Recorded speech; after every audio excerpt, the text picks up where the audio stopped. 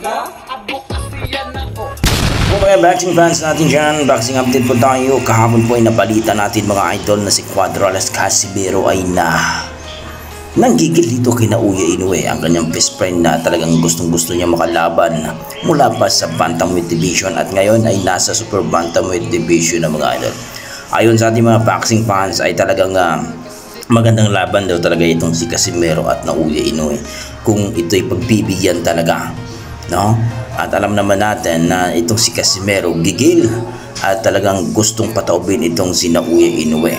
Pero ayon sa ating mga boxing fans, kabado daw talaga itong si Naoya Inoue kung si Casimero ang kanyang makalaban.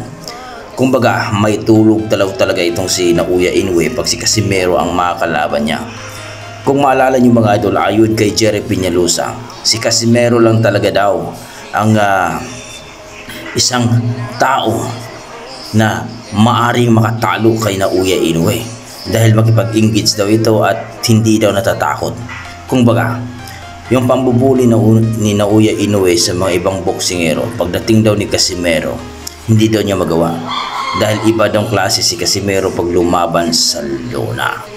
So ayon sa ating mga boxing fans, kaya daw pinipigilan ng mga promoter o mga handler ni Naoya Inoue na mapalaban itong si Casimero sa kanya sapagkat alam daw nila ang mangyayari.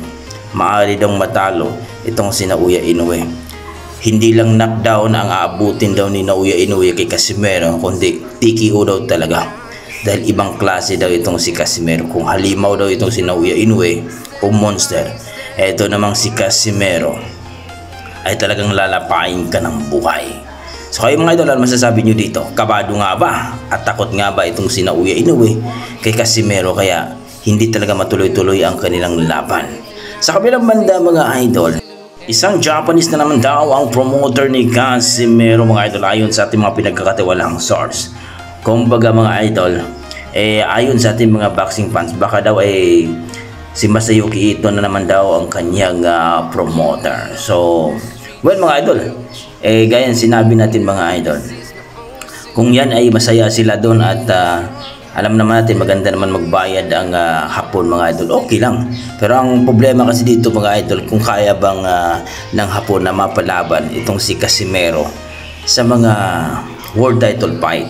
Kasi kung naalala nyo mga idol, itong si Casimero isang taon hindi napalaban, rank number 2 na siya noon. So konti na lang mga idol kung mapalaban ng isang beses, kahit pa tune-up fight yun, magiging rank number 1 yun. Kaso hindi siya napalaban kaya binaba siya ng rank number 6 hanggang naging rank number 7.